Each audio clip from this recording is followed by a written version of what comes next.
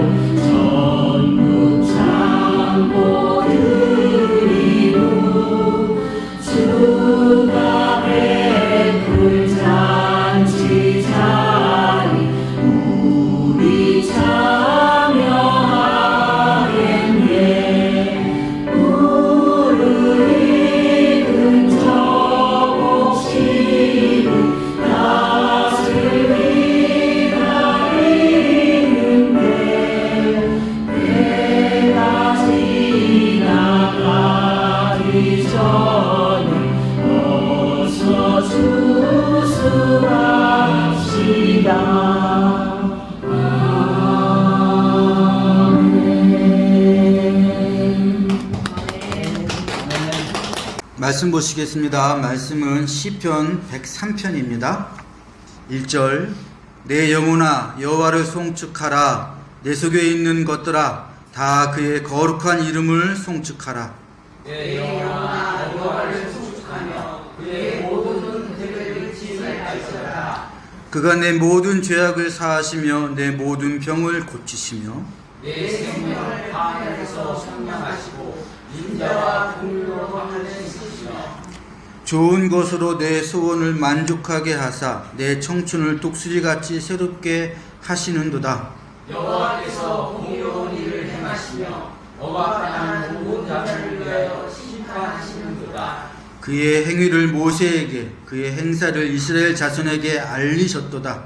여호와는 국물이 많으시고 은혜로우시며 노하기를 더디하시고 인자하시니 풍부하시도다. 자주 경책하지 아니하시며 노를 영원히 품지 아니하시리로다. 우리의 죄를 따라 우리를 처벌하지 아니하시며 우리의 죄악을 따라 우리에게 그대로 갚지 아니하셨으니 이는 하늘이 땅에서 높음같이 그를 경외하는 자에게 그의 인자하심이 크심이로다. 동이 서에서 먼 곳같이 우리의 죄가를 우리에게서 멀리 옮기셨으며 아버지가 자식을 긍휼히 여기신 같이 여호와께서는 자기를 경외하는 자를 긍휼히 여기시나니 이는 그가 우리의 체질을 아시며 우리가 단지 먼지뿐임을 기억하심이로다. 아멘. 성경 중에서 이 시편은 일종의 노래 가사입니다. 노래 가락은 없어지고 가사만 남아서 시편이 되었어요. 원래 가사가 시잖아요. 가사는 시편으로 남아서 지금도 이 시편 가사로 수많은 찬양이 만들어지고 있습니다. 이 시편을 노래라고 한번 생각하고 따져본다면 이 시편의 노래는 유행가가 아니라 일종의 민요입니다. 그 유행가는 한번 반짝 유행했다가 사라지지만 민요는 그냥 사라지지 않지요. 시대를 넘어서 계속 불려지지 않습니까? 시편도 그렇게 살아남은 거예요. 그런데 한번 생각을 해보세요. 처음에는 그냥 단순히 유행가였는데 왜 민요가 되었겠습니까? 왜 시대를 뛰어넘는 그런 노래로 불려지는 거죠? 그 노래의 가사, 그 가사의 느낌과 감정을 많은 사람들이 공감하고 다 같이 느끼기 때문에 그렇습니다. 안 그러면 유행가를 끝냈겠지. 여러분, 우리 사람들 사이에 공감이 중요해요. 목사인 제가 설교를 할 때 부족하지요. 그나마 은혜를 끼칠 때가 있다 그러면 그때가 언제입니까? 제가 드리는 말씀이 공감이 되고, 내가 하고 싶은 말을 저 목사가 지금 하네, 이렇게 느껴질 때 은혜가 되는 거거든요. 공감이 중요합니다. 이 본문 시편 103편을 수많은 사람이 그렇게 느낀 거예요. 처음엔 다윗 한 사람이 자신이 경험한 하나님의 은혜와 긍휼을 노래했습니다. 그런데 이스라엘 민족의 수많은 사람이 나도 그걸 느꼈다, 나도 그걸 경험했다. 그러면 따져봐야죠. 수많은 사람이 공감한 하나님의 은혜와 긍휼이 무엇이었을까?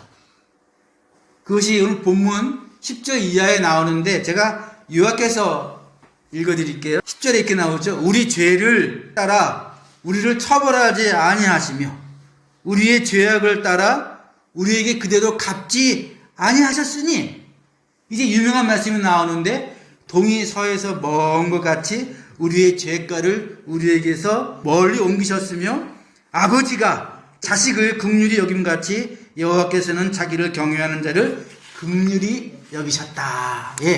요걸 공감한 거예요. 요걸. 여기서 나오는 죄거라는 거는요, 아차, 내가 실수했다, 그런 죄가 아니에요. 요 죄가라는 말은 반역이라는 뜻입니다. 반역. 그러니까 하나님께서는 아무리 심각하고 고의적인 반역과 같은 죄라 할지라도 그것을 동이 서에서 먼 것 같이 완전히 제거하시고 더 이상 기억하지 않으시고 용서해 주신다는 겁니다. 자, 그러면 이런 은혜와 긍휼을 다윗이 언제 경험했습니까? 다윗이 어려울 때는 그렇게 하나님을 찾다가 좀 살만해지니까 자기 부하 장군의 아내 밧세바와 간음을 하고 그 죄를 숨기려고 밧세바의 남편 우리야를 음모를 꾸며서 죽입니다. 자, 참 이게 아이러니죠. 다윗만큼 하나님을 많이 경험한 사람이 어디 있습니까, 이 세상에. 하나님은 다윗을 내 마음에 맞는 사람이다, 이렇게 말씀하시고 다윗의 일생 동안 늘 하나님의 은혜를 다윗에게 퍼부어 주었습니다. 근데 다윗이 하나님 앞에서 이런 죄를 범한 겁니다. 반역도 이런 반역이 없죠. 그래서 하나님이 뭐라 그러십니까? 하도 어이가 없으셔서, 만일 뭐가 부족할 것 같으면 내가 너에게 이것저것을 더 주었으리라. 네가 어찌하여 나의 말을 업신여기고 나 보기에 악을 행하였느냐. 내가 너한테 안 준 게 뭐냐? 그게 부족했다면 나한테 말하지.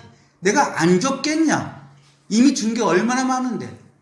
근데 어찌 네가 내 말을 업신여기고 나 보기에 악을 행하였느냐? 근데 이런 죄를 범한 다윗이 용서를 받습니다. 그래서 다윗이 이 시편을 노래 부른 거예요. 2절에 뭐라 그럽니까? 내 영혼아 여호와를 송축하며 그의 모든 은택을 잊지 말지어다. 하나님께서 내 모든 죄악을 사하시며 내 모든 병을 고치시며 내 생명을 파멸해서 속량하시고 인자와 긍휼로 관을 씌우셨도다. 내 생명이 파멸할 수밖에 없는 그런 죄로부터 하나님이 나를 구해 주셨다는 겁니다. 그런데 이 노래를 이렇게 부르고 난 다음에 사람들이 공감을 한 거예요. 나도 그랬지. 나도 진짜 하나님이 보시기에 죽어 마땅한 죄인이었지만 하나님이 그 은혜와 긍휼로 내 죄를 용서해 주셨지. 우리는 이 노래를 지금도 따라 불러야 돼요. 근데 여러분, 한 가지 조심할 거는 하나님 앞에서 반역의 죄를 범해도 사해 주시는 이 은혜와 긍휼은 받는데 조건이 있어요. 무조건이 아닙니다. 여기 보면 시편 103편에 이렇게 말하고 있어요. 하나님께 돌아오는 자, 하나님의 은택을 잊지 않는 자, 곧 그의 언약을 지키고 그의 법도를 기억하여 행하는 자가 이런 은혜와 긍휼을 받는다고 단서는 분명히 달려 있습니다. 제가 한번 도대체 지금 이 세상에서 죄 짓는 모든 사람들 중에 하나님께 돌아올 만한 사람이 얼마나 될까 궁금해서 한번 찾아봤어요. 궁금하지 않습니까? 우리가 다윗의 노래처럼 하나님께서 동이 서에서 먼 것 같이 나의 말도 안 되는 죄를 사해 주셨다, 용서해 주셨다 이렇게 찬양을 부르면 도대체 얼마나 많은 사람이 공감을 할까요? 궁금하시죠? 신약성경 디모데 전서 2장 4절에 보면 하나님은 모든 사람이 구원을 받으며 진리를 아는 데에 이르기를 원한다 이렇게 분명히 말씀하십니다. 구약에서도 똑같이 말씀하세요. 에스겔서 33장에 하나님은 내가 어찌 악인이 죽는 것을 조금인들 기뻐하랴. 그 죄인이 돌이켜 그 죄에 대해서 떠나 사는 것을 내가 어찌 기뻐하지 아니하냐. 하나님은 죄인이 죄에 대해서 돌이켜 온전하게 사는 걸 기뻐하시고 악인이라도 죽는 걸 기뻐하지 않으신대요. 하나님은 기본적으로 모든 사람이 다 죄에서 돌이켜 구원받기를 원하십니다. 하나님은 그러세요? 근데 현실은 그럽니까? 현실을 예수님이 이렇게 말씀하셨어요. 좁은 문으로 들어가라. 멸망으로 인도하는 문은 크고 그 길이 넓어 그리로 들어가는 자가 많고 생명으로 인도하는 문은 좁고 길이 협착하여 찾는 자가 적음이라. 그 요한복음 15장과 16장에서는 더 노골적으로 말씀하셨어요. 너희가 세상에 속하였으면 세상이 너희를 사랑할 터이나 너희는 세상에 속하지 아니한 고로 세상이 너희를 미워하느니라. 때가 이르면 나와 아버지를 전혀 알지 못하는 자들이 너희를 죽이며 말하기를 이것이 하나님을 섬기는 일이라 하리라. 세상이 우리를 미워한답니다. 예, 세상에 속하지 않았기 때문에. 작년 통계에 우리나라 인구 중에 80%가 기독교를 안 믿습니다. 그 중에 60%가 기독교인들을 싫어한다고 얘기했어요. 이유는 기독교인들은 위선자다. 근데 더 큰 문제는 내가 기독교를 믿는다 그러는 사람들도 그 중에 4분의 1은 하나님도 예수님도 제대로 알지 못하면서 하나님을 섬긴다는 명목으로 성도들의 믿음을 죽이는 일을 하고 있어요.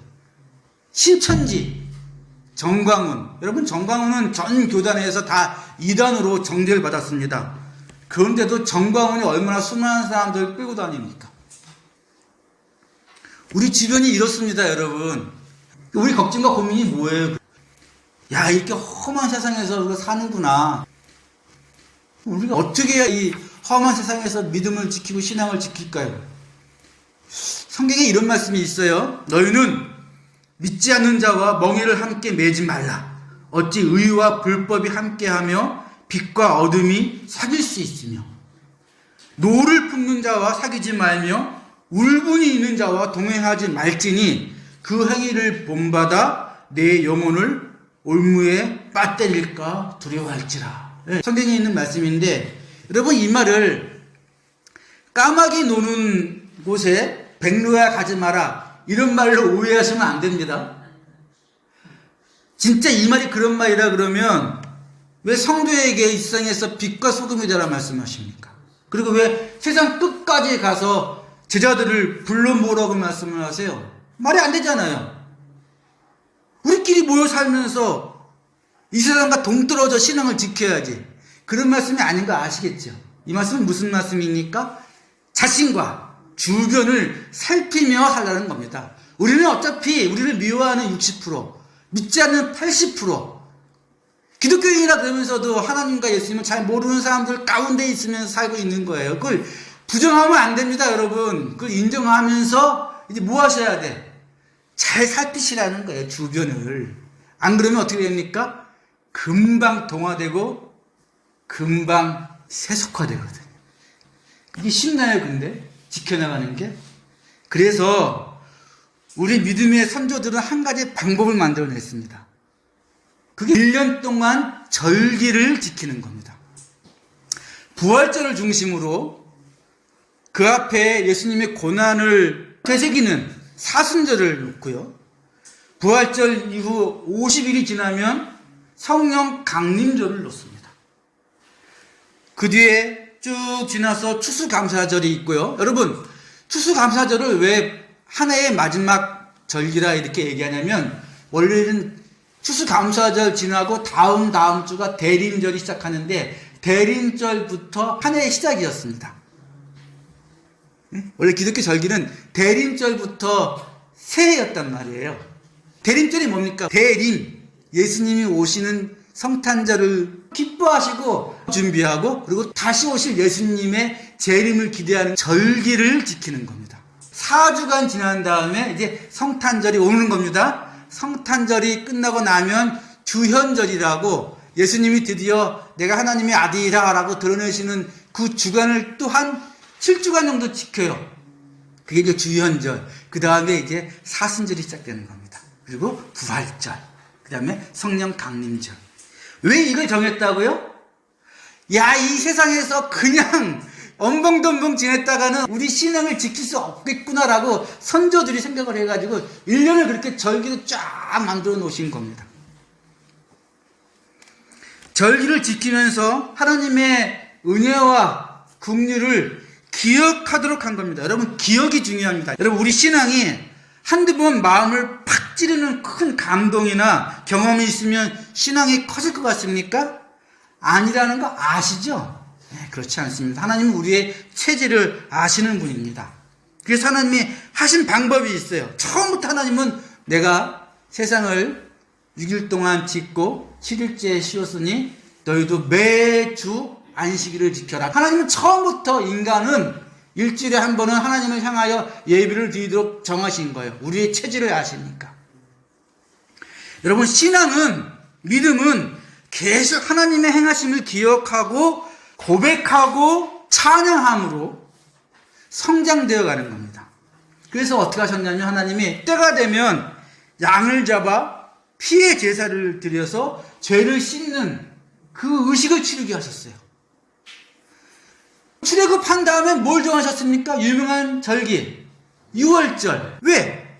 너희는 이날을 기념하여 여호와의 절기로 삼아 영원한 규례로 대대로 지킬지어다. 왜? 하나님은 인간을 아신다니까요. 인간은 그냥 놔두면 안 되기 때문에 항상 기억할 수 있는 방법을 하나님이 미리미리 정해 주셨습니다.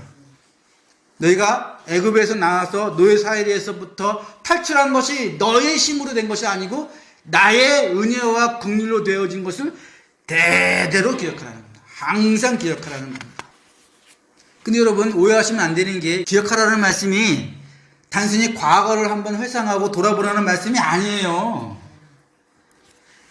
하나님을 기억한다는 것은 그 사람이 지금 이 순간에 하나님의 은혜와 긍휼을 다시 체험한다는 겁니다. 이걸 잘 들으셔야 되는데, 이게 하나님의 신비예요.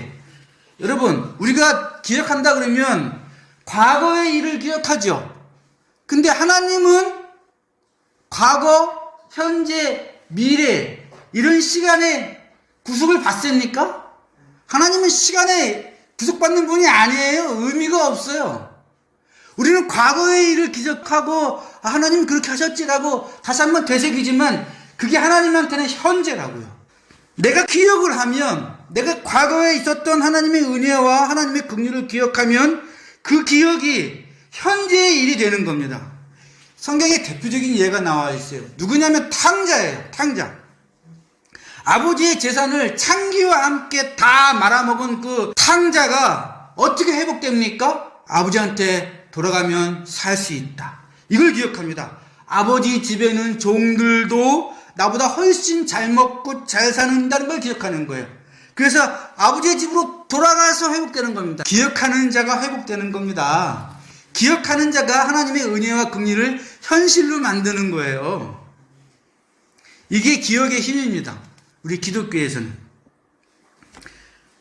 동이 서에서 먼 것 같이 우리의 죄가를 우리에게서 멀리 옮기셨으며 아버지가 자식을 긍휼히 여김 같이 여호와께서는 자기를 경외하는 자를 긍휼히 여기시나니.